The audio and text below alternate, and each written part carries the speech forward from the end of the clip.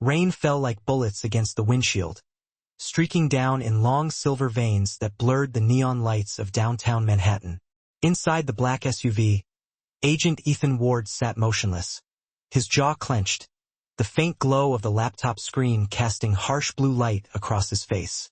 Lines of code and encrypted messages flickered across the monitor, all leading to one name, Vincent Moretti. "Targets confirmed," said Riley Cruz, his partner, from the passenger seat. He was younger, still believed the badge meant something pure. Ethan envied that kind of faith, the kind that hadn't yet been tested by the filth of the city. "Warehouse 23, Pier 9. We move in 5. Ethan didn't respond.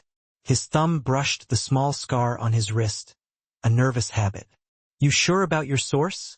he asked finally, eyes still on the screen. "Yeah," Riley said, though his voice faltered. "Our CI swears Moretti's meeting his supplier tonight. We catch them both, it's over. We end this." Ethan looked up. Outside, the East River glimmered like a sheet of oil under the streetlights. The warehouse loomed ahead, a concrete monolith surrounded by the ghosts of the industrial age. He felt something cold in his gut, something old, instinctive. He'd been in the bureau long enough to recognize the smell of a setup. "Tell backup to hold position," he said. "We go in quiet." Riley frowned. "Ethan, if we wait—" "Quiet?" Ethan repeated, his tones slicing through the hum of rain. He holstered his Glock, checked the magazine, chambered around. The sound was small but final, like a switch being thrown in his head. They moved fast, shadows in motion, slipping past the rusted gates. The wind off the river carried the tang of salt and gasoline. Inside, the warehouse was dark except for a single hanging bulb swinging lazily from the ceiling, casting slow arcs of light across crates and steel beams. Somewhere, water dripped, a hollow, rhythmic echo. Ethan raised 2 fingers, signaling Riley to cover the right flank. He moved left, crouching behind a stack of crates marked Mercer Shipping CO. The faint smell of gun oil told him they weren't alone. Then, a whisper of movement, a shoe scraping concrete. Ethan pivoted. "FBI, drop your—" Gunfire erupted before the sentence finished. A storm of sound tore through the air. Bullets sparked off the steel beams, shredding wood and splintering the silence. Riley's shout, "Down!" was swallowed by the echoing chaos. Ethan dropped to the floor, rolled behind cover, and returned fire. Muzzle flashes painted the dark like lightning. "Where's the supplier?" Ethan yelled over the din. But Riley didn't answer. Ethan's heart slammed against his ribs. He crawled forward, scanning the floor. A few feet away, Riley lay sprawled on the concrete, eyes wide, a dark bloom spreading beneath his ribs. The sight froze Ethan mid-breath. He crawled to his partner, pressed his hands against the wound, feeling the hot, slick pulse of life slipping away. Riley's lips trembled, trying to form words. "Trap?" Someone tipped them. His voice was a whisper of air. Ethan looked around, the gunfire had stopped. The silence that followed was heavier than the noise. From the shadows, footsteps approached, slow, deliberate, confident. Then a voice, smooth as silk and cold as marble. "Well," it said, "if it isn't the Bureau's golden boy." Vincent Moretti stepped into the light, flanked by 2 men with rifles. Impeccably dressed, cigarette between his fingers, he looked more like a senator than a mobster. His suit was charcoal gray, shoes polished to a mirror shine. Ethan's gun was empty. He dropped it beside him and rose slowly, hands raised. 10 years, Moretti said. 10 years you've been crawling through my business, sniffing through my trash, pretending you could clean this city. And now look at you, standing in the dirt with blood on your hands. Ethan's jaw tightened. "You don't get to talk about clean, Vincent." The mob boss chuckled softly, exhaling smoke. "You're right, I don't, because I own the dirt." He stepped closer, the cigarette's ember flickering inches from Ethan's face. "And you, Agent Ward, you're done." He nodded once. The man behind him raised his rifle. Ethan moved first. He lunged sideways, grabbing Riley's fallen weapon, firing 3 rounds in rapid succession. 2 men went down. Moretti stumbled back, shouting for his driver. Ethan fired again, but the gun jammed. Moretti disappeared behind the crates, fleeing toward the exit. "Riley," Ethan gasped, turning back. "Stay with me." But his partner's eyes were unfocused now, glassy. The blood on the floor shimmered under the swaying bulb like liquid ink. Outside, sirens wailed in the distance. Too late. Ethan stood there, breath ragged, surrounded by the bodies of men who'd been ghosts 5 minutes ago. He reached for his phone to call it in, but stopped halfway. Something was wrong. He pulled out the encrypted radio from his jacket. "Control, this is Agent Ward," he said. "We've been compromised. Request immediate extraction." Static. Then a faint click. And a voice he recognized from the Bureau's command center, his own supervisor. "Negative, Ward. You're off book. No extraction authorized." Ethan froze. "What the hell are you talking about? You disobeyed orders. Operation Black Silk was terminated at 1900 hours. You and crews acted without sanction. You're on your own." The line went dead. Ethan stared at the radio, feeling the world tilt beneath him. Then the warehouse door burst open again. Headlights, more gunfire. Reinforcements. Moretti's men. He ran. Bullets chased him across the docks, slashing through rain and mist. He dove behind a stack of barrels, slipped through a side alley, and vanished into the maze of the city. He ran until the sirens faded, until the sound of his own heartbeat drowned everything else out. By dawn, Ethan Ward had ceased to exist. The Bureau held a press conference that afternoon. "Agent Ward and Agent Cruz are presumed dead in an unauthorized operation," the spokesperson said. The report was short, clinical, detached. Ethan watched it from a motel TV 2 states away, a towel wrapped around a bullet graze on his arm. The headline at the bottom of the screen read, "FBI Scandal. Rogue Agent Betrays Mission." He switched it off. The next months were a blur of false IDs, cheap whiskey, and motel rooms that all smelled the same. He drifted through the country like smoke, chasing whispers of Moretti, but every lead led to nothing. The mobster had vanished, his empire scrubbed clean. Someone high up was protecting him. Maybe even the same voice that cut Ethan off that night. He became a rumor himself. The ghost agent. The traitor who lived. The man who'd failed. Until one evening, while watching a news report in a diner off the Brooklyn Bridge, he saw Moretti again. Shaking hands with a city councilman, smiling for cameras.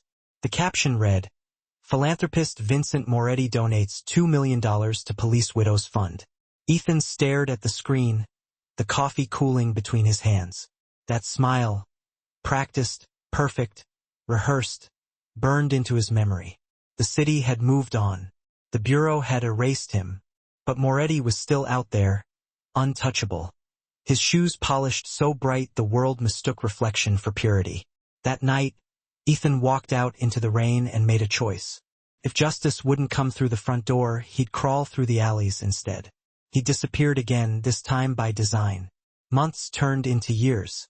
The trail led him back to Brooklyn, where Moretti's people operated quietly under the banner of import businesses and construction firms. Ethan rented a room above a closed pawn shop and began to build something new. Not a case, not a file, but a disguise. He watched the streets for weeks, studying routines. In this neighborhood, everyone had a role: the bodega clerk, the street preacher, the shoeshiner who worked the corner by the diner. An old man, stooped, quiet, invisible. One day, the old man didn't show up. The next, Ethan Ward took his place. He built the stand himself. 2 wooden boxes, 1 brush, 1 tin of polish. Hand-painted a sign that read, "Shine and smile, fast service." He learned how to do it right. Not perfect, never perfect. Perfect drew attention. He learned which men liked conversation, which ones wanted silence, which ones carried guns in their jackets. His eyes stayed down, but nothing escaped them.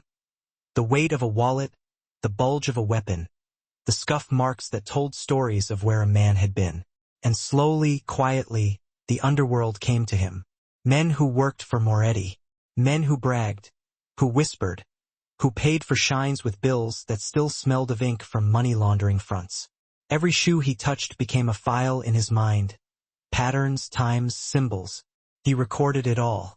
The FBI thought he was dead, but Ethan Ward had simply become part of the street.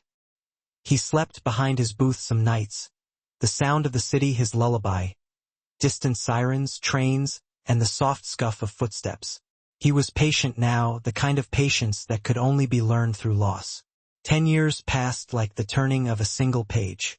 And then one afternoon, as the sky turned the color of bruised steel, he saw them. Those shoes. Black, Italian, handmade, the same shine, the same cut. Vincent Moretti's shoes. The man himself stepped out of a car across the street, flanked by bodyguards. Time hadn't softened him.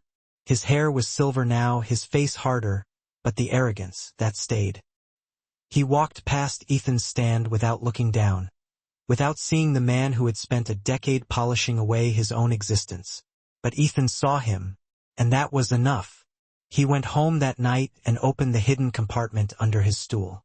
Inside, the old laptop hummed to life. He uploaded a decade's worth of data. Photos, recordings, transactions, all tagged under one name. Operation Black Silk Redux. When he finished, he looked at the last image on the screen.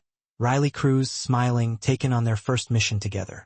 Ethan whispered, "Almost done, kid," and shut the laptop. Outside, thunder rolled across the river.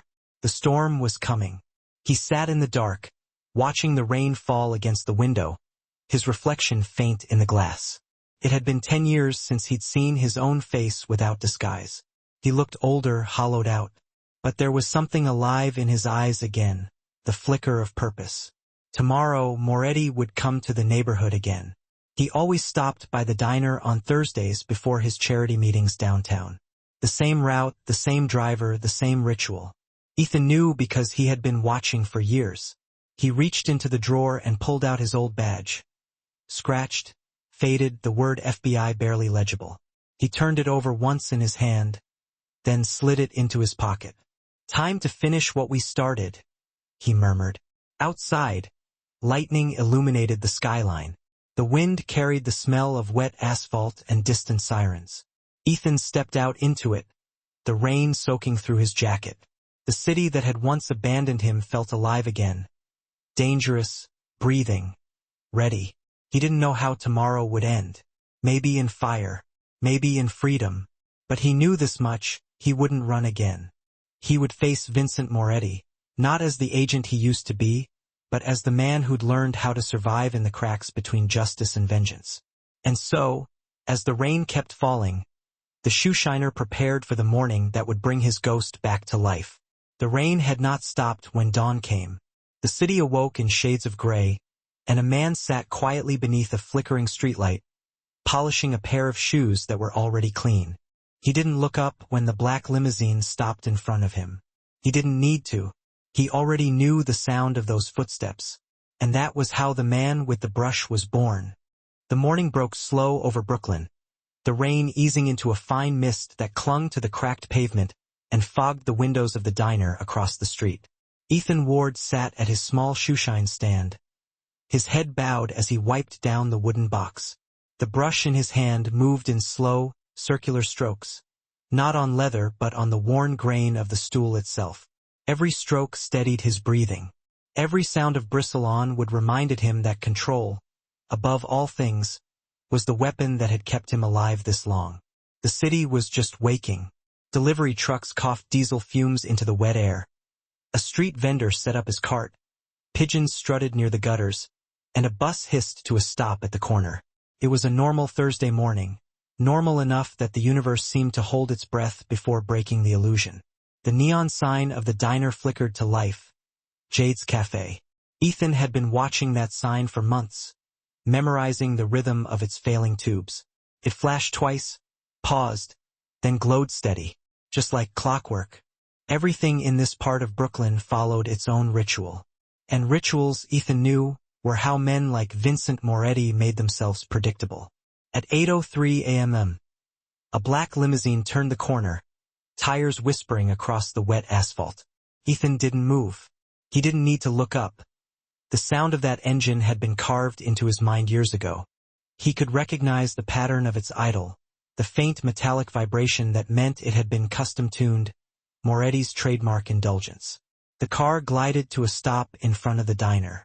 2 bodyguards stepped out first, scanning the street. They didn't even glance at the Shoeshiner. Nobody ever did. Then the rear door opened, and Vincent Moretti stepped out. He looked older, but age hadn't softened him. If anything, it had distilled his arrogance into something sharper. His suit was dark navy, pressed so perfectly it could cut glass. The silver in his hair was deliberate, combed with precision. A man who thought time itself was another thing he could control. He glanced at his reflection in the limo window, straightened his tie, and began to walk toward the diner. Ethan's fingers tightened around the brush. He could feel the texture of the wood biting into his palm. 10 years of silence condensed into that single moment. The weight of every face he'd lost, every friend buried, every lie he'd told to stay alive. He wanted to look up, to see Moretti's face, to watch the recognition spark. But not yet. Timing was everything. The smallest move too soon and the illusion would break. As Moretti passed, his shoes splashed through a puddle. Black leather, custom Italian, hand-stitched. Ethan's eyes followed the water as it ran down the polished surface and dripped to the pavement. Even mud seemed afraid to cling to those shoes. Moretti paused, then turned toward the stand. "Still working this dump, old-timer?" His voice was casual, disinterested, the way rich men talk to the invisible. Ethan lifted his head slightly, just enough to show the corner of his face beneath the brim of his hat. "A man's gotta eat," he said. His voice came out gravelly, worn. Not his old voice. The years had reshaped it. Moretti smirked. "Then make yourself useful. These got dirty." He lifted one polished shoe onto the stand. "Quick job. I'm late." Ethan nodded once. "Sure thing, sir." He reached for the brush, dipped it into the tin, and began to work. Slow, methodical. Each motion was an act of control. Rubbing away the faint smudge, buffing the leather, wiping the edge. He could see Moretti's reflection distorted on the curved surface of the shoe, like a face glimpsed through water. Every second stretched tight as wire. "You get many customers out here?" Moretti asked idly, scanning his phone. "Enough." Ethan's voice stayed even. "Not all pay well, but that's life." Moretti chuckled softly. "Yeah, life's a hustle. Either you own the street or you polish it." Ethan's hand paused for just a heartbeat. A muscle in his jaw flickered, but he said nothing. He kept polishing, his movements precise, rhythmic. The smell of polish and rain mixed with the faint cologne Moretti wore. Amber and smoke. It made Ethan's stomach tighten. The last time he'd smelled it was in a burning warehouse, over the body of his partner. When the job was nearly done, Ethan leaned closer, reaching for the toe. His voice dropped low, almost lost in the hum of traffic. "You still dealing with Mercer Shipping these days?" Moretti looked up sharply. "What did you say?" Ethan smiled faintly, eyes still down. "Name's on the crate out back. You might want to check it, paint's fading." The mobster's expression flickered for a fraction of a second, confusion mingling with irritation. He studied the old man's face. Something about the eyes, gray, calm, knowing. Something he had seen before, long ago, in a moment he'd spent 10 years trying to forget. "Do I know you?" Moretti asked slowly. Ethan lifted his head. The rain lightened for a heartbeat, as if the world itself waited for the answer. "No," Ethan said quietly, the corner of his mouth twitching. "But I know you." And that was when Moretti saw it. The faint scar along the man's jaw, the steadiness of the gaze, the ghost of recognition rising like a tide. He froze. For an instant, time collapsed, dragging him back to that warehouse by the river, to the gunfire, to the agent who wouldn't die. "Ward," he whispered. "You're." The words died on his tongue. Ethan straightened, the brush still in his hand. "Careful," he said softly. "You'll ruin the shine." Moretti stumbled back, knocking over the chair. His guards reacted instantly, hands on their guns, eyes scanning the street. Ethan didn't move. He reached down, picked up a rag, and wiped his hands slowly, methodically. Ritual again. His voice, when he spoke, carried the weight of 10 winters. I told you I'd see you again. Pedestrians were starting to notice. The guards tensed. Moretti forced a smile, trying to regain control. You're a dead man, he hissed under his breath. You should have stayed buried. Ethan tilted his head. Yeah, he said. That's the thing about dirt. It washes off. He dropped the brush back into the box and pressed the side of his wrist against it. Just a slight movement, barely visible. A click, faint and metallic. Underneath the wooden panel of the shoeshine stand, a signal transmitted. Less than a second later, across the street, a black sedan parked illegally blinked twice. The operation had begun. The first siren was distant, almost part of the city's ordinary chaos. Moretti didn't notice it.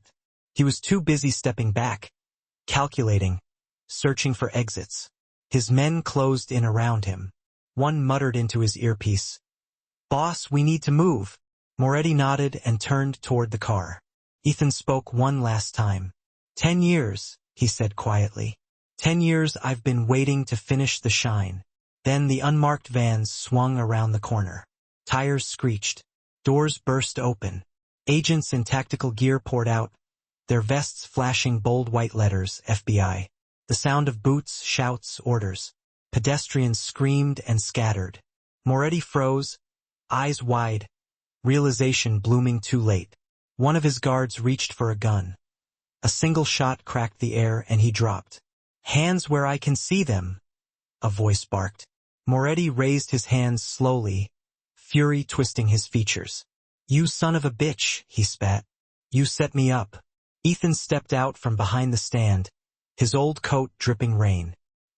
He looked at the man who had stolen 10 years of his life and said evenly, "No, Vincent, you set yourself up. I just waited for you to come back." 2 agents moved in, cuffing the mobster, reading him his rights. Moretti kept his gaze locked on Ethan the whole time. There was no fear there now, only a poisonous hatred. "You think this ends it?" he growled. "You think the bureau's clean? You're a fool. You'll see." "Maybe," Ethan said. "But not today." They led Moretti to the van. The rain started again, harder this time, washing the blood from the pavement into the drains. The city went back to its rhythm. Noise, movement, indifference. When the last siren faded, Ethan was left standing alone beside his booth. The wood was splintered where a stray bullet had grazed it. The brush lay on the ground, bristles soaked in rainwater. He bent, picked it up, and ran his thumb across it. The roughness grounded him. It was over, or at least the part the world would see. He walked back to the stool and sat down. For a long time he just listened, to the hiss of tires, the buzz of power lines, the heartbeat of a city that never cared who it destroyed. Then, from his pocket, he pulled a small recorder. He pressed play. A voice, his own, echoed softly. "Operation Black Silk, Day 3412. Subject located. Extraction successful." He stopped the tape. 10 years reduced to a single sentence. He wanted to feel victory, but all he felt was the weight of time pressing down on him. Across the street, a woman in a red coat watched him. He noticed her only because she didn't look away when he met her gaze. She held an umbrella, no rush in her stance, eyes sharp. Then she turned, walked into the mist, and was gone. Something about her felt deliberate, trained, not civilian. Ethan's instincts stirred, the kind of quiet alarm that had kept him alive in places far worse than Brooklyn. He waited another hour before closing the stand. When he did, he moved carefully, packing each brush, each cloth, as if performing a ritual for the dead. He folded the sign shine and smile and placed it inside the box. Then he lifted the false bottom and retrieved a small hard drive wrapped in oilcloth. Years of evidence. Enough to sink half the city's political elite along with Moretti.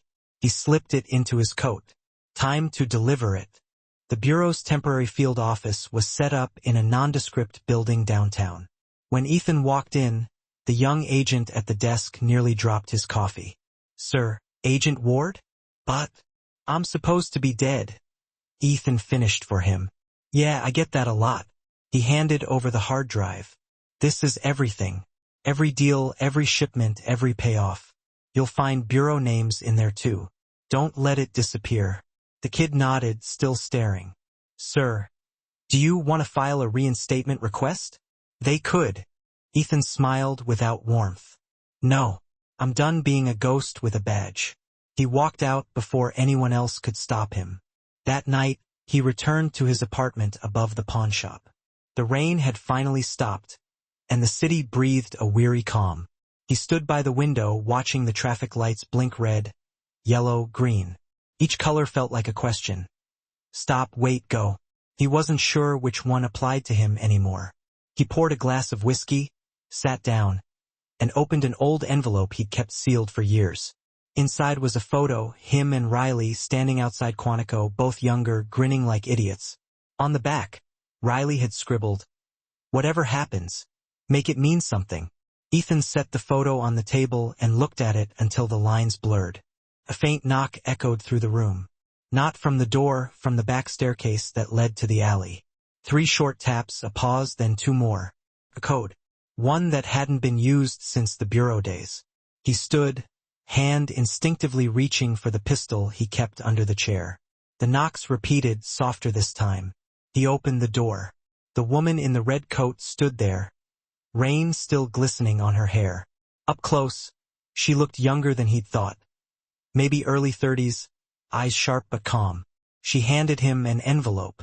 "Agent Ward," she said quietly. "Or do you prefer Mr. Cole?" He didn't answer. "Who are you?" "Someone who still believes in what you used to fight for." She stepped inside without waiting for permission. "They're already trying to bury the Moretti files. Orders from higher up. But you knew that would happen." Ethan studied her. "And you're here because?" "Because you're not done." She set the envelope on the table. "There's more. The man who sold you out 10 years ago, he's still in play. Different name, different agency, but the same game." He felt the old burn rise again, the pulse of something that was supposed to have died with his partner. "Why tell me?" "Because you're the only one who can finish it," she said. "And because he's expecting you." She turned to leave. At the door, she paused and looked back. "You said you wanted the dirt to wash off. Be careful, Agent Ward. Some stains never do." Then she was gone, swallowed by the street. Ethan stood there for a long time, the sound of her footsteps fading into the hum of the city. He looked down at the envelope. His hand trembled slightly as he opened it. Inside were photos, grainy surveillance shots of a man in a gray suit. First, it meant nothing. Then he saw the face. His old supervisor. The same voice that had cut him off on the radio the night Riley died. Ethan's pulse slowed, heavy and deliberate. The city outside glowed with wet neon, and somewhere, in the distance, a siren wailed like a warning. He poured another drink, sat back down, and stared at the photo until the room grew dark around him. The ghost he'd buried was back, not outside, but inside him. He whispered to the empty air, "All right then, one more shine." The sound of rain began again, faint at first, then steady, soft applause against the windowpane. And as the city drifted into another sleepless night, the man who had once been dead began to plan how to hunt the living once more. The whiskey was gone by dawn, though Ethan couldn't remember finishing it. The photo of his old supervisor lay on the table like a wound that wouldn't close. Outside, Brooklyn was silent except for the slow hum of garbage trucks and the whisper of wine down the alley. He hadn't slept. Every time he closed his eyes, the past returned. The crack of gunfire, Riley's voice, the hiss of the radio cutting him off. 10 years hadn't dulled it. Time had only refined the edges, like a blade polished by memory. The envelope the woman had given him still sat beside the glass. Inside, there were more than photos. A USB drive, a handwritten note in careful, deliberate script. "He's in Washington now. Different name. Same mask." Ethan turned the drive over in his fingers. It was small, unmarked, just another ghost in a city built on them. He connected it to the old laptop on his desk. The screen flickered to life, showing a single folder, Atlas Holdings Internal Reports. He opened it. Lines of code, corporate ledgers, offshore transfers, all filtered through a web of shell companies that led, eventually, to familiar names. Government contracts, defense spending, black ops. The same laundering pattern he had seen before, buried beneath bureaucracy and power. The same signature behind them all, Robert Hale, his old superior. The man who'd ordered him into the trap, silenced his extraction, left him for dead. Hale had reinvented himself. Director of a private security firm with federal ties. The irony was perfect. A man who built his career pretending to fight corruption, now profiting from it. Ethan leaned back, eyes on the cracked ceiling. He could almost hear Hale's voice again. Calm, precise, condescending. You're too emotional, Ward. You can't see the bigger picture. He had said that once, years ago, when Ethan had argued against letting a suspect walk to protect a confidential informant. The bigger picture. That phrase had haunted him since. He closed the laptop. The air felt heavy. He needed movement, air, something other than the stale smell of dust and regret. He grabbed his coat and left the apartment. The morning light was harsh, gray, unforgiving. Brooklyn never slept, but it always looked tired. He walked aimlessly at first, past shuttered stores, graffiti-tagged walls, the endless noise of life scraping by. At a newsstand, an old man was setting out papers. The headline caught Ethan's eye. Mafia kingpin Vincent Moretti found dead in federal custody. He froze. The print bled in the early light, but the words were unmistakable. He picked up the paper, flipped to the inside page. Sources report cardiac arrest en route to transfer facility. Officials decline to comment. FBI investigating possible foul play. Ethan felt his stomach tighten. It hadn't even been 24 hours. Moretti dead. No one dies of a heart attack in a federal van unless someone decides they should. He folded the paper carefully and slid it under his arm. The timing was too neat, too fast. Someone was cleaning up loose ends, and he'd just become the next one. He walked until the city blurred into noise. His instincts kicked in, the old rhythm of survival. Every reflection in a shop window, every face that lingered too long, every parked car became a potential threat. The paranoia wasn't new, but this time it wasn't paranoia. He could feel it like static in his veins. He was being watched. He crossed into a small coffee shop on 4th Avenue, choosing a seat near the back, where the mirror behind the counter gave him a clear view of the door. The waitress poured him black coffee without asking. She didn't recognize him, which was good. He stirred it absently, scanning the street. A black sedan idled across from the cafe. Not bureau issue, sleeker, tinted beyond regulation. 2 men sat inside. They didn't smoke, didn't talk, just waited. Ethan smiled to himself, faintly. "You're late," he murmured. He pulled a folded slip of paper from his coat and scribbled something quickly, left cash on the table, and walked out through the side door. The alley behind the cafe was narrow, lined with trash cans and fire escapes. He moved fast, ducking into a doorway as the sedan rolled past the street entrance. The men inside glanced around, then drove on. Ethan exhaled, waited another minute, then slipped out the other side. His hands were steady. His pulse was not. He needed help, but help was a word that didn't mean what it used to. The bureau was compromised. The system was rotted through. And the woman, whoever she was, had known that. He replayed her words. "He's expecting you." She hadn't been warning him. She'd been challenging him. By noon, he'd crossed the river into Manhattan. The streets were cleaner here, but the lies were the same. Glass towers, mirrored surfaces, people who thought reflection was truth. He knew where to go. The old safe house on West 37th, the one they'd used back in the Black Silk days. If Hale had left breadcrumbs, they'd be buried there. The building looked abandoned, but that was the point. The front door's lock had been replaced, but not recently. He picked it in under a minute and stepped inside. The air was thick with dust, the smell of old electronics and mildew. He flicked the light. It buzzed to life, revealing the outlines of old desks, boxes of files, a corkboard still hanging with faded photos. Faces from a war no one remembered. He found the terminal in the corner, an outdated server unit humming faintly. He powered it up. The screen blinked, flickered, and then displayed a prompt. Enter access code.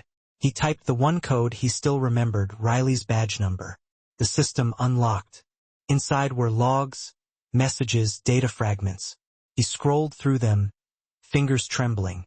Hale's digital fingerprints were everywhere, deleted memos, hidden authorizations, the rerouting of operations under new project names. But one file stopped him cold. Project Morpheus. He opened it. Inside, a list of agents, men and women whose fates had been quietly rewritten. Deceased, discharged, transferred, each with cross-referenced aliases under private defense firms or security contractors. Names he recognized. Names that were supposed to be dead like him. At the bottom of the list, Ethan Ward, status. Terminated, deceased. Reassignment pending. He stared at the screen, his reflection ghosted over the words. They hadn't just buried him. They'd kept him in the system, waiting to resurrect his identity when it suited them. He wasn't supposed to exist, but somewhere, someone had plans for the name Ethan Ward. He downloaded the data to a fresh drive and powered down the terminal. The room felt smaller now, the air heavier. The weight of it pressed into him, the sense that he'd stumbled into something deeper than revenge. As he turned to leave, the faint sound of glass crunching froze him. Someone was here. He slid behind a desk, gun drawn. A shadow moved at the far end of the room. Then another. The door creaked open fully. Two men entered, dressed plain, weapons drawn low. Professional. Not bureau mercs, probably from Atlas Holdings. Hale's men. Ethan waited until the first was close enough, then stepped out and fired twice. One dropped instantly. The other ducked behind a pillar and returned fire. Bullets shredded drywall. The noise was deafening in the small space. Ethan moved low, flank wide, caught the man's reflection in a broken monitor, and shot once. The body hit the ground hard. Silence again. He waited, breath controlled, counting heartbeats. Then he stepped forward, checking both bodies. No IDs, no insignia, but one had a comm device. He picked it up, pressed the side button.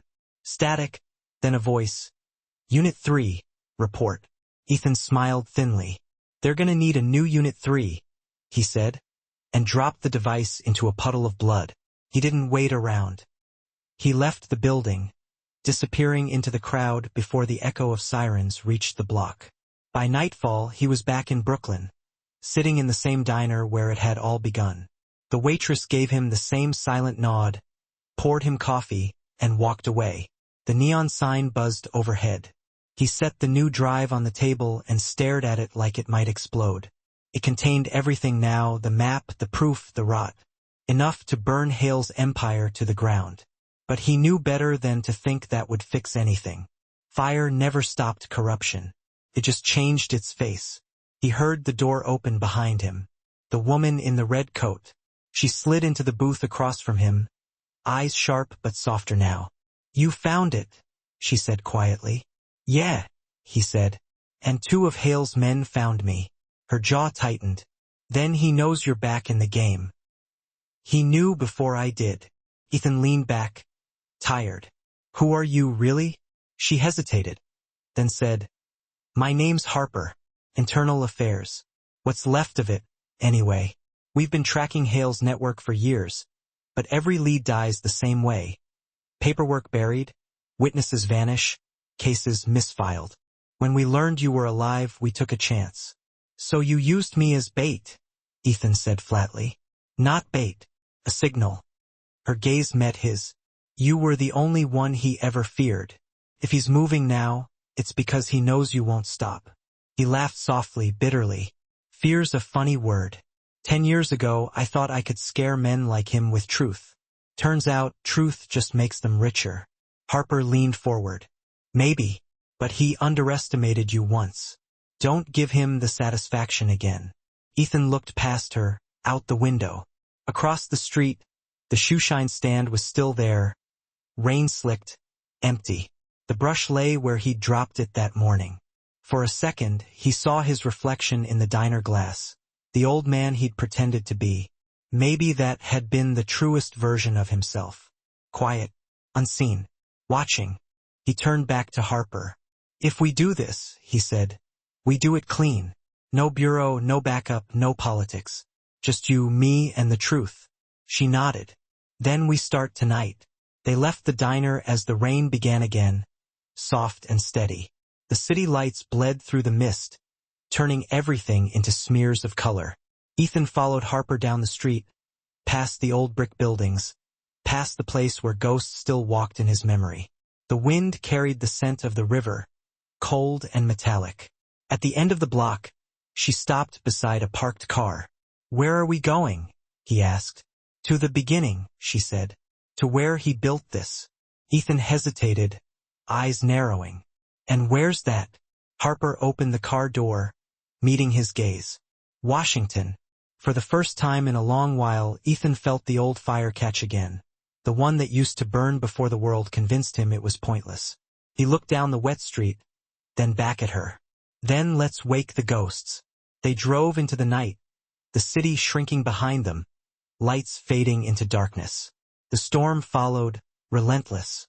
Somewhere, in a glass office overlooking the Potomac, Director Robert Hale watched the news on a muted television. The headline scrolled, "Moretti dead. Investigation continues." He poured a drink, smiled faintly, and said to no one, "Welcome back, Agent Ward." The highway out of New York stretched like a scar under the dawn sky, a gray ribbon of asphalt veined with mist. Ethan Ward sat in the passenger seat, eyes fixed on the horizon. Harper drove in silence, her hands steady on the wheel, the faint glow from the dashboard carving sharp planes into her face. The rain had followed them south, washing the world into monochrome. For miles, neither of them spoke. Words, like everything else, had lost their weight. Only the sound of tires hissing over wet concrete filled the car, a heartbeat of movement that tethered them to the present. Ethan watched the highway signs blur by: Trenton, Wilmington, Baltimore. Each one carried ghosts, fragments of missions and faces, reminders of the years he had spent living in the shadows of men who thought they owned the light. Harper finally broke the silence. "You sure you're ready for this?" she asked, eyes on the road. Ethan turned slightly, studying her. "I've been ready for 10 years. Doesn't mean I know what that word still means." She smiled faintly, not out of amusement but recognition. "Hale has built something different this time," she said. "Atlas Holdings isn't just a shell. It's a fortress, lobbyists, senators, retired intelligence chiefs. You won't find a badge on any of them, but they all carry the same creed: profit above truth." Ethan nodded. "That's what the Bureau taught him." "Maybe, but he's taken it further. He's privatized the shadows, outsourced secrecy. You can't fight that with files or warrants anymore." "Good thing I stopped believing in files," Ethan said. The wipers clicked rhythmically as they passed into D.C. The skyline appeared through the mist, glass and steel reflecting the weak morning light. To most, the capital represented order. To Ethan, it was just another crime scene. Cleaner, quieter, but no less bloody. Harper turned off the main road and wound through a maze of side streets until they reached a nondescript parking garage under a half-empty office complex. "Welcome to headquarters," she said as they pulled in. Inside, the garage smelled of oil and concrete. She parked near the far corner, where a maintenance door led to a dimly lit hallway. Ethan followed her up a flight of stairs to a small office that could have belonged to any low-level analyst. Cheap desks, humming computers, stacks of paper that no one would ever read. But the wall in the back told a different story. Maps, photographs, surveillance shots, all connected by threads of red string. The web was vast, stretching across continents. At the center was a name circled in black: Robert Hale. Ethan stood in front of it for a long time. "You've been busy," Harper shrugged. "Busy doesn't mean successful. Every time we get close, something disappears. Files erased, witnesses die, evidence burned. But you," she turned toward him, "you're different. You're a loose variable he can't account for. That scares him." Ethan's gaze drifted over the photographs. Scared men make mistakes. He doesn't make mistakes, Harper said quietly. He makes examples. Ethan moved closer to the board. There were photos of Moretti, of Atlas executives, of soldiers in unmarked uniforms. One image caught his eye. A satellite shot of a compound in Virginia, deep in the woods, labeled Project Morpheus Site 7. He pointed to it. What's this? Private training facility, Harper said. Officially, it doesn't exist. Off the books. It's where Hale's people train contractors for operations the government can't publicly authorize. Kidnappings, deniable strikes, data extraction. He's turned moral gray zones into a business model. Ethan exhaled slowly. And the agents on that list, the ones who were declared dead? They're there, she said. At least the ones who survived long enough. The words hit harder than he expected. Somewhere out there, men and women who had served beside him were being used like ghosts. Identities stolen, bodies repurposed. He thought of Riley again, and the question rose unbidden. Was he really dead? He shook it off. Then that's where we start. Harper hesitated. It's a fortress, Ethan. Guarded, off-grid, and if you walk in there, you don't walk out. I've been walking in places I shouldn't survive my whole life, he said. Show me the floor plan. She looked at him, then at the map and finally nodded. You'll need an access point. I can get you in, but once you're inside, you're on your own. Hale has people in every agency. The moment I move, he'll know. Then stay out of sight, Ethan said. I'll do what I came for. She opened a drawer and pulled out a thin dossier. Inside was a photo ID, a contractor badge, and a small encrypted comms device. Name's Logan Pierce. Background solid. You're a systems auditor for Atlas Cybersecurity Branch. That'll get you past the first checkpoint. Ethan studied the ID. The face staring back at him barely looked like his own. The eyes were colder, the jaw harder. Maybe that was fitting. And after that? Harper met his gaze. After that, you improvise. He pocketed the badge and stood. Then let's not waste time. They left before noon. The drive to the facility was 2 hours south, through endless pine forests and back roads that felt like they led nowhere.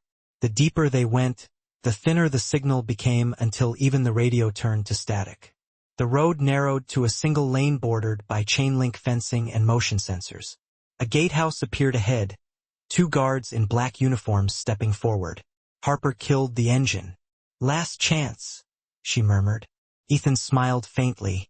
There's no such thing.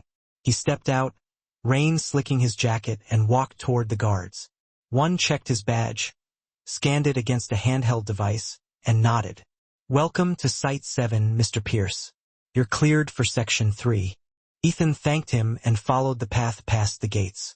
The facility was sprawling, steel hangars, dormitories, and a central command building with tinted windows. Men moved in patterns of precision, armed but casual, efficient in the way only professionals could be.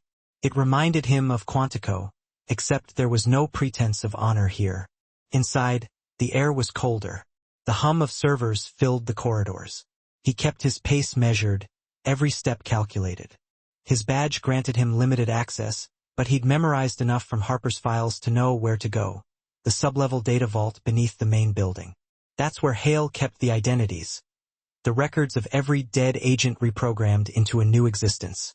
He found the elevator, swiped his card, and waited. The doors slid open with a soft hiss. The descent was long, silent except for the low mechanical whirring of the lift. At the bottom, the doors opened into a corridor lined with reinforced glass. Behind it, servers blinked like 1,000 small eyes. Ethan walked to the terminal. Password prompt appeared.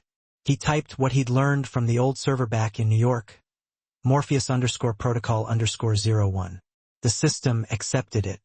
Lines of data cascaded across the screen, classified personnel logs, encrypted communications, project summaries. He scrolled until one entry stopped him cold. Subject: Riley Cruz. Status: active. Designation: Operative 47. Current assignment: Field Oversight, Site 7. Ethan's breath caught. The room seemed to tilt. He read it again, slower this time. Riley Cruz. Alive. For 10 years he'd carried that death like a scar, the guilt of it etched into every choice he'd made. But here, buried in the cold light of data, was proof that his partner hadn't died. He'd been taken, repurposed. A voice echoed behind him. "You should have stayed dead, Ethan." He turned slowly. Robert Hale stood in the doorway, older but unmistakable, tall, silver-haired, immaculate in a tailored suit.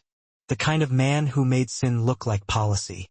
Behind him, 2 armed guards leveled their weapons. "Hale," Ethan said quietly. "I have to admit," Hale said, stepping closer. "Part of me hoped you'd make it this far. You were always persistent. I used to admire that." Ethan's hand twitched near his coat. "You killed Riley. You left us both to die." Hale smiled without warmth. "I didn't kill him. I saved him. I gave him purpose.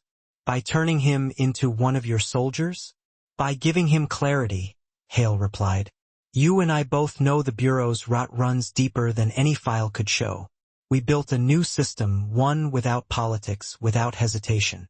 The world doesn't need heroes anymore, Ethan. It needs results. You built a graveyard," Ethan said, "and you filled it with the living." Hale studied him for a long moment, then gestured to the console. "You could join him, you know. You were the best field agent I ever had. Imagine what you could do without the leash of morality choking you." Ethan laughed softly. "I tried living without morality once. It didn't take. Pity." Hale nodded to his guards. "Bring him." But Ethan moved first. The fire extinguisher on the wall shattered as he slammed it against the glass, triggering the alarm. Red lights flashed. The guards fired. He dropped low, bullets sparking off metal. He rolled behind a console, grabbed one of the fallen weapons and shot twice. One guard fell. The other shouted into his radio. Ethan sprinted for the door. Hale's voice followed him, calm amid the chaos. "You can't save him, Ethan. He's not yours anymore." He didn't look back. The facility erupted into motion. Sirens blared. Boots thundered through the corridors. He ducked through side passages, down stairwells, weaving through shadows until he found the armory. Inside, rows of weapons gleamed under fluorescent lights. He grabbed a pistol, extra magazines, and a smoke grenade. His mind was already a storm of calculation. Exit routes, weak points, timing. He reached the main floor, tossed the grenade, and ran through the cloud as alarms screamed overhead. Outside, rain hammered the compound. He spotted a small transport truck near the gate, engine idling. He climbed in, hot-wired it, and slammed the accelerator. The gates loomed ahead, closed, steel unyielding. He didn't slow down. The crash tore through metal and sparks, the impact throwing him forward. The truck spun, tires screeching, then broke free onto the main road. He didn't stop driving until the facility was a fading shape in the rearview mirror. His hands were shaking now, adrenaline fading. The words from the file burned into his thoughts. Riley Cruz, active. He pulled over at a rest stop miles away, the truck steaming in the cold air. He leaned against the hood, head bowed. 10 years. 10 years chasing ghosts, only to find one wearing a new name. He took out the comms device Harper had given him. Static. Then her voice. "Ethan? You there?" "I found him," he said. His voice was rough. "Riley's alive." A pause. Then, softly, "Oh my God. They turned him," Ethan said. "He's part of it now." "Ethan, listen to me. You can't go back there alone." "I'm not going back," he said. "Not yet." He looked toward the horizon, where the clouds broke just enough to show a line of dawn. "I'm going to find him first." Harper's voice was quiet. "You don't even know where he is." "I will," Ethan said. "And when I do, Hale will learn what it feels like to lose everything he built." The comm went silent. He stood there a long time, letting the rain wash the blood and dust from his face. Then he climbed back into the truck, turned the key, and drove toward the highway. Behind him, far away in the woods of Virginia, Robert Hale watched the security feed replay, the image of Ethan escaping through the broken gate. He poured himself a glass of scotch and smiled faintly. "You always were the unfinished chapter," he murmured. Let's see how you end. The monitor flickered. Another figure appeared on screen, stepping from the shadows. Short hair. Familiar gait. A face Ethan would have recognized instantly. Riley Cruz. Alive. And watching. The road south cut through a wilderness of fog and memory. Ethan Ward drove without music, without destination. His hands steady on the wheel, but his mind a blur of faces and ghosts. The wipers swept rhythmically, beating time to a past that refused to stay buried. Riley Cruz, active. The words from the file replayed in his head like a pulse he couldn't silence. He'd spent 10 years believing his partner was gone, that the bullet in that warehouse had ended him. Now the truth was worse. Riley hadn't died. He'd been remade. The headlights carved tunnels through the mist, flashing over road signs he didn't read. Somewhere behind him, men were already hunting. Atlas operatives, Hale's private wolves. Somewhere ahead, a friend he no longer recognized was waiting in the dark. By the time the sun broke, pale and thin over the blue ridge, Ethan's eyes were burning from fatigue. He pulled off onto a gravel road leading to an abandoned service station. The sign was half collapsed, the pumps gutted, windows shattered. Perfect. He parked the stolen truck behind the building and stepped out into the silence. The air smelled of wet leaves and rust. He walked around the back, crouched and pulled a small case from beneath his seat. Inside, the encrypted drive from Site 7, his pistol, 2 spare magazines, and a burner phone. He connected the drive to the phone through a cracked adapter. Lines of code scrolled across the screen. Harper's decryption software kicked in. Within seconds, a list appeared: field assignments, operatives, GPS pings. Each line pulsed faintly. Alive. He scanned through them until he found it. Operative 47, Riley Cruz, Field Oversight. Southeastern Division Active Node. Atlanta, Georgia. Ethan stared at the coordinates. The irony wasn't lost on him. The Bureau had once sent them to Atlanta for their first assignment together. It felt like time had circled back just to mock him. He packed the gear, changed shirts, and splashed cold water on his face from a rain barrel. The reflection that stared back from the rippling surface looked older than he remembered. The silver at his temples caught the morning light, and the scar beneath his jaw, Hale's gift, was a pale line of defiance. Still here, he muttered to himself. Still standing. He drove south all day, avoiding highways, sticking to back roads where license plates didn't matter and faces blurred into anonymity. By dusk, the skyline of Atlanta rose ahead. A glittering maze of glass towers and shadows, beautiful and indifferent. He parked a few blocks from downtown and watched the people stream past. Office workers, vendors, kids with headphones, everyone moving fast, unaware of the invisible wars fought around them. He needed eyes. The Bureau's systems were off-limits now, but he still had ghosts in the city. Contacts who owed him, others who didn't know he was still alive. One of them worked out of a dive bar called the Brass Key, a hole wedged between a pawn shop and a tattoo parlor. He walked in just after dark. The air was thick with cigarette smoke and cheap bourbon. A band was playing something slow and mournful. Behind the bar stood a man Ethan recognized instantly. Marcus Slim Daniels, ex-CIA, ex-everything. His beard was gray now, but his eyes were still sharp. "Well, I'll be damned," Marcus said when he saw him. "The Bureau's ghost himself. You look like hell, Ward." "Good," Ethan said. "Means I blend in." They shook hands. Marcus poured 2 glasses and slid one across. "To what do I owe the haunting?" "I'm looking for someone," Ethan said. "Goes by Riley Cruz. I need to find him fast." Marcus's brow furrowed. "That name's supposed to be dead." "Yeah," Ethan said. "So was I." Marcus studied him for a moment, then sighed. "You really don't know when to quit, do you? You could have stayed buried. You had your clean exit." Ethan drank. The whiskey burned like confession. "He's alive, Marcus. They took him."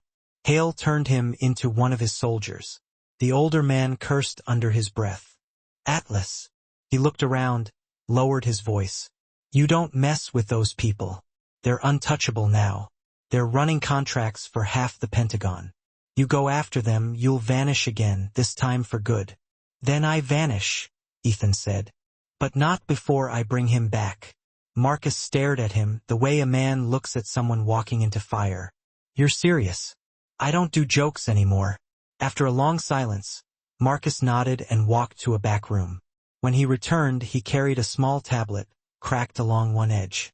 I've got a contact who does logistics for Atlas through a subsidiary Frontline Tactical.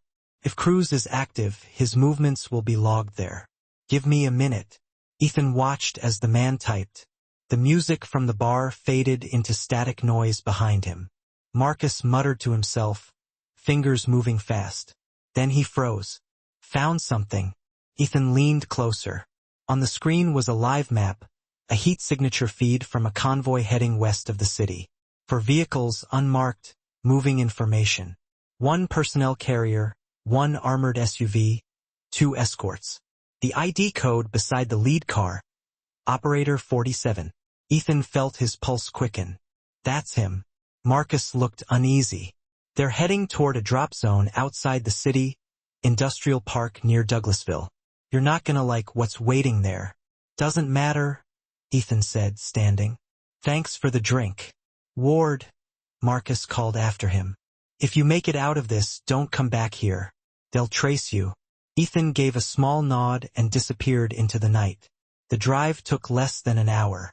The industrial park was deserted, the kind of place the city forgot. Warehouses with shattered windows, overgrown lots, silence heavy enough to make sound feel out of place. Ethan parked a few blocks away and moved on foot, keeping to the shadows. The air smelled of rain and machine oil. He saw the convoy before he heard it.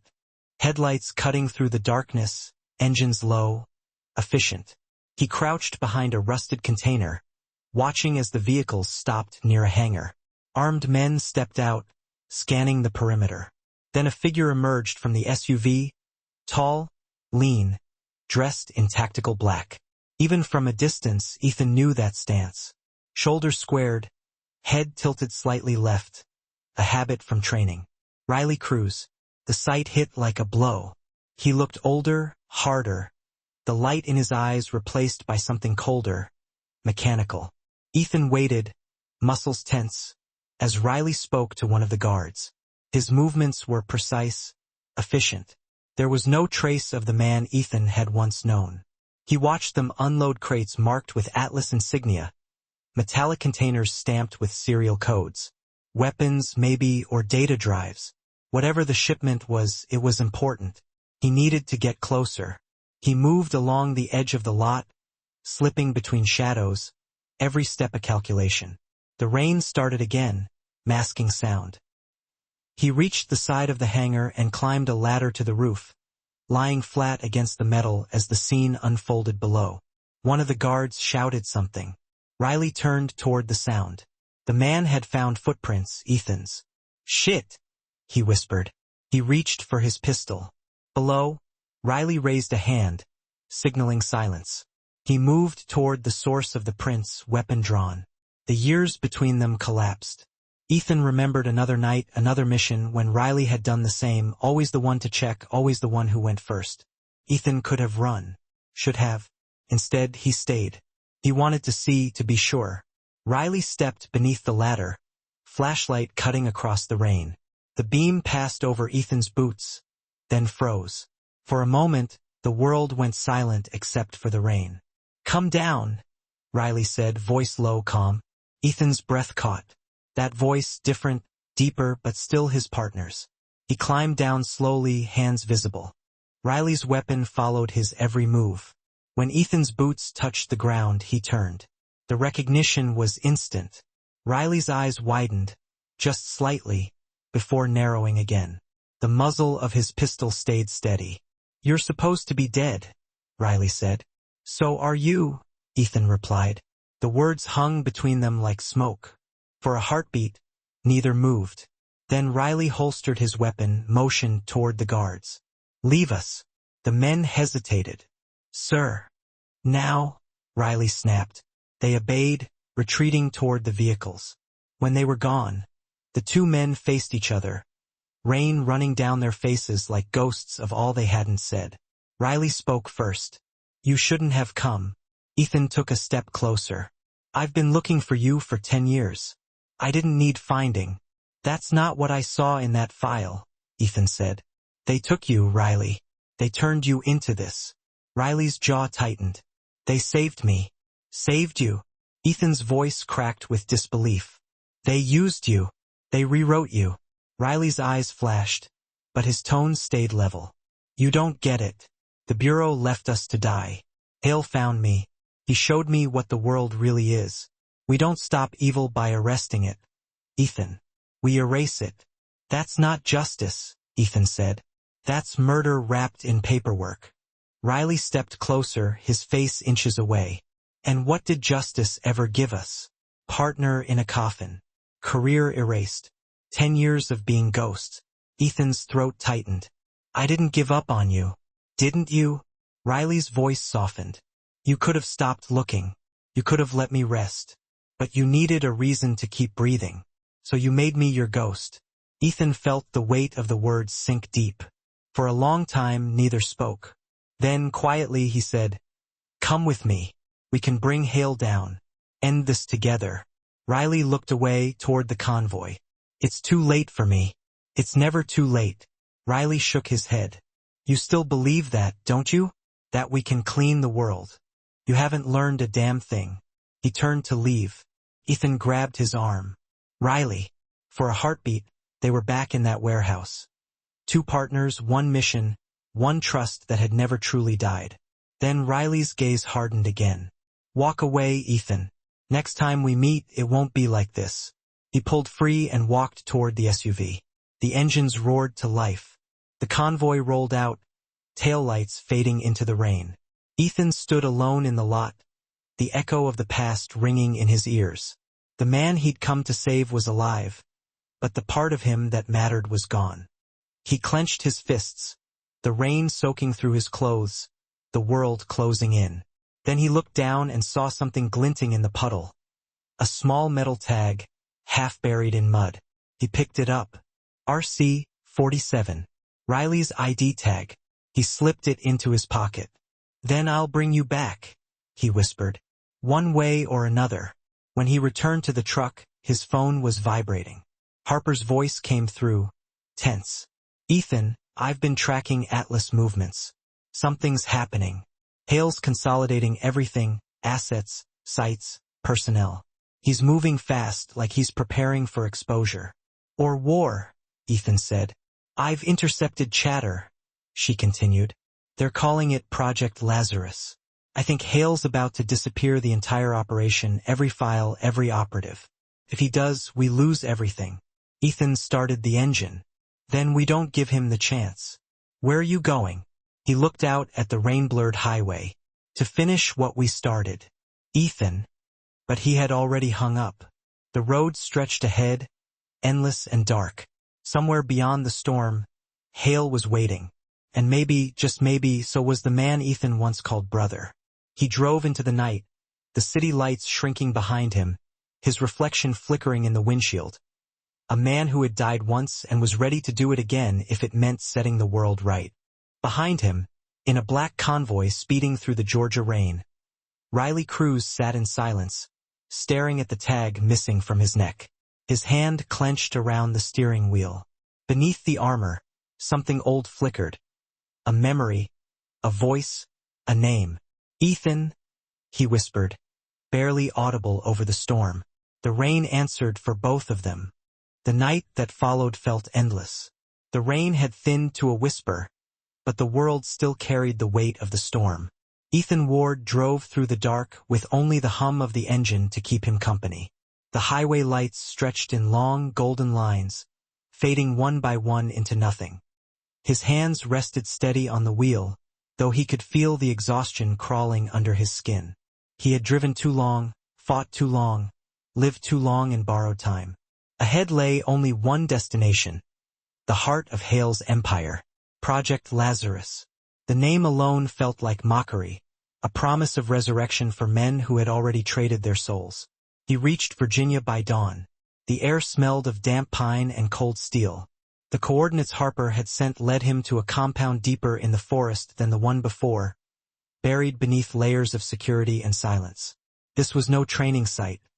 This was the vault, the brain, the place where Hale kept the future in cages of light and code.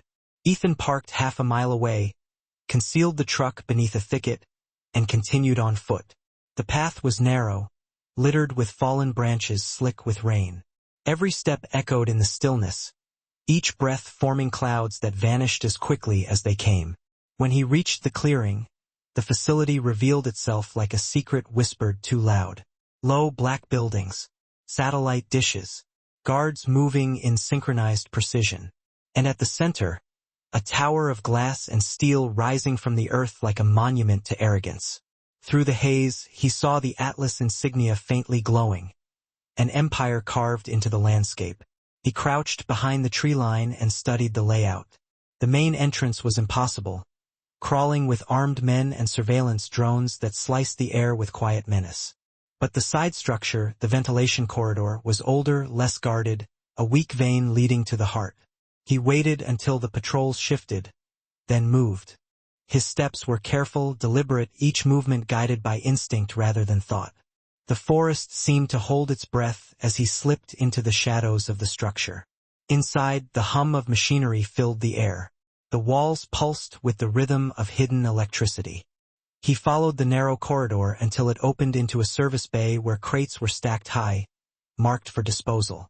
Beyond them was a door labeled Project Lazarus, Bio/Neural Systems. He pressed his ear to it. Silence. Then the faint sound of breathing, a slow, mechanical cadence that didn't belong to any machine. He pushed the door open and stepped inside. The room was white, cold, and endless. Rows of glass pods lined the walls, each holding a figure suspended in blue light. Men and women motionless, their faces eerily calm. Labels beneath each pod listed names he recognized. Agents, operatives, soldiers who were supposed to be dead. Their minds perhaps rewritten, their memories erased. A graveyard of the living. The air felt thinner suddenly, heavy with ghosts. He walked slowly, reading the names until he found the one that stopped him cold. Riley Cruz, Operative 47. The pod stood at the far end, condensation sliding down the glass. Riley's face was peaceful, as if asleep. His chest rose and fell in quiet rhythm, the faint flicker of neural signals pulsing across the monitor beside him. Hale hadn't lied, he had saved Riley, in his own way. But what was left of him was no longer the man Ethan had known. Footsteps echoed behind him. Ethan didn't need to turn to know who it was. Hale's voice was calm, almost tender. "I told you, Ethan. He's not yours anymore." Ethan faced him. Hale stood in the doorway, unarmed, a faint smile on his lips. The years had not touched him the way they had touched Ethan. "You came a long way," Hale said. "And for what? Closure? Revenge?" Ethan's voice was quiet. "To bring him home." Hale stepped forward. "Home? You think he still belongs to that world you cling to? The Bureau abandoned you, Ethan. The country forgot you. And this," he gestured to the pods. "This is the future. Soldiers who don't question orders. Heroes who don't fail. We've eliminated the flaws." "Flaws?" Ethan said softly. "You mean humanity." "Humanity is inefficient," Hale replied. "We build perfect obedience now. We don't lose men like Riley anymore. We don't lose anything." Ethan took a step closer. "You lost everything the moment you decided people were machines." Hale sighed, as though speaking to a stubborn child. "You still think small, still chasing ghosts. The world moved on without you." "Maybe," Ethan said, "but I'm still here." He moved faster than Hale expected.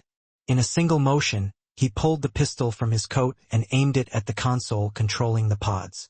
Hale's expression didn't change. "If you destroy that system, you kill them all. Every one of them. Are you ready for that kind of blood?" Ethan hesitated. His finger hovered above the trigger. The faces in the pods seemed to watch him. Silent, waiting, pleading without words. He lowered the gun slightly.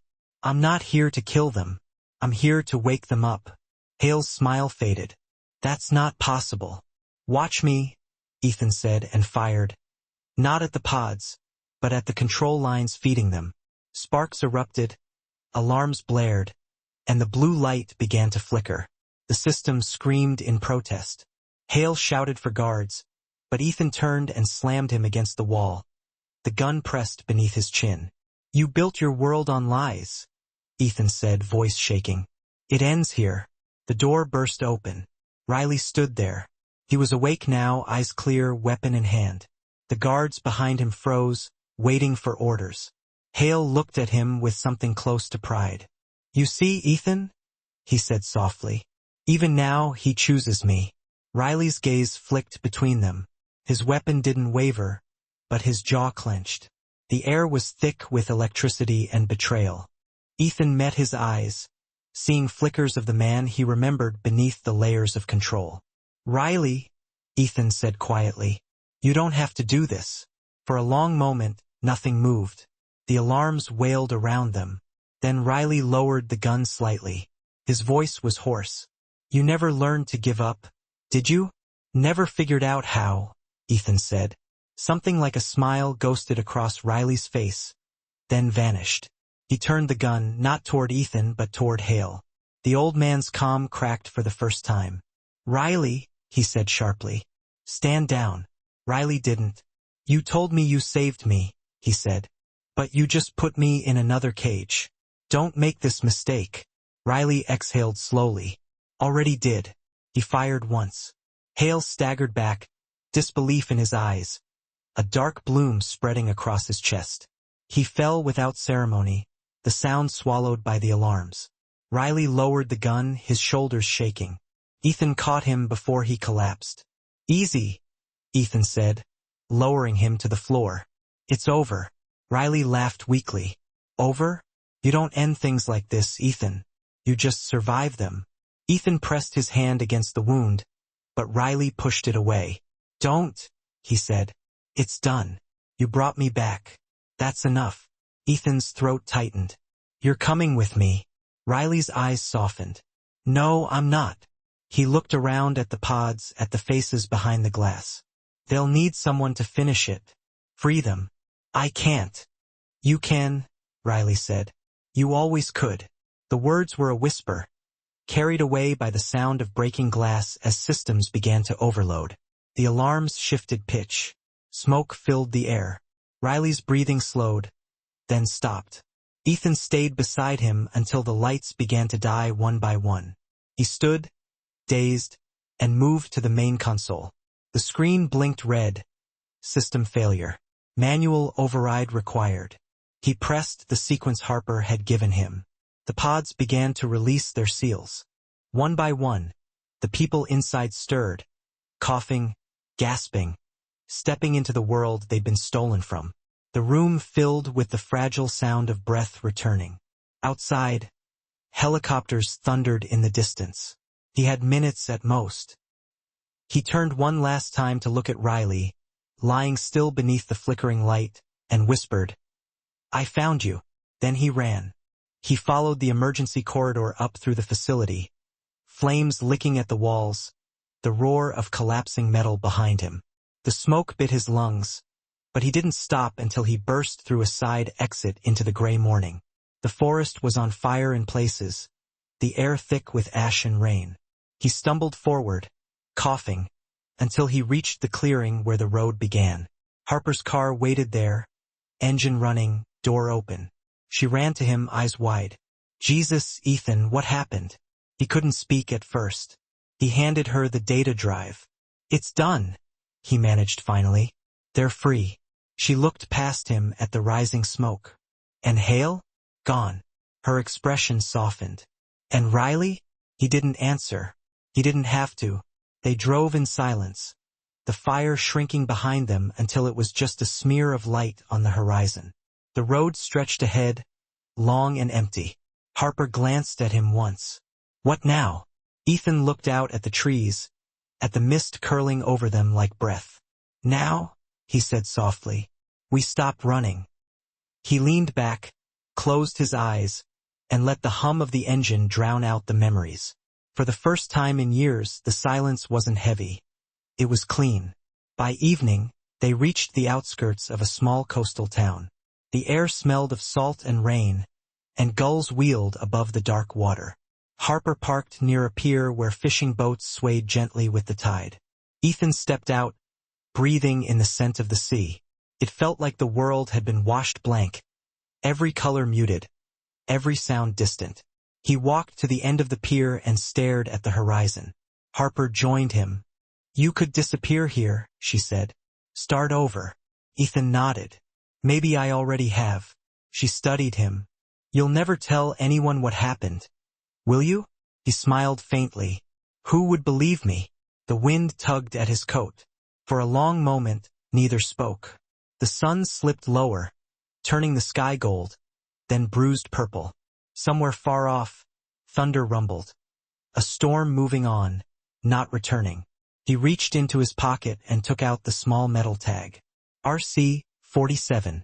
Riley's name burned faintly under the fading light. He turned it in his palm, then let it fall into the water. The ripples spread outward, widening, softening, until they disappeared. Harper watched him. "Does it ever get easier?" Ethan looked at the horizon. "No," he said quietly, "but it gets quieter." They stayed there until night fell, listening to the sea and the distant hum of a world that would never know what had been saved, or lost, or broken to make it whole again. Somewhere behind them, the ashes of Hale's empire cooled, its secrets scattered to the wind. And for the first time since the warehouse, since the bullet, since the rain-soaked streets of Brooklyn, Ethan Ward felt something like peace. He didn't know what tomorrow would bring. Maybe another storm, maybe nothing at all. But as he watched the waves roll beneath the moonlight, he realized that the ghosts had finally stopped whispering. The world was quiet now. The fight was over. He turned to Harper. "Let's go home." They walked back along the pier, two shadows fading into the calm. The tide rose, carrying away the last traces of everything that had been. And somewhere deep in the night, beneath the sound of the ocean, the world exhaled.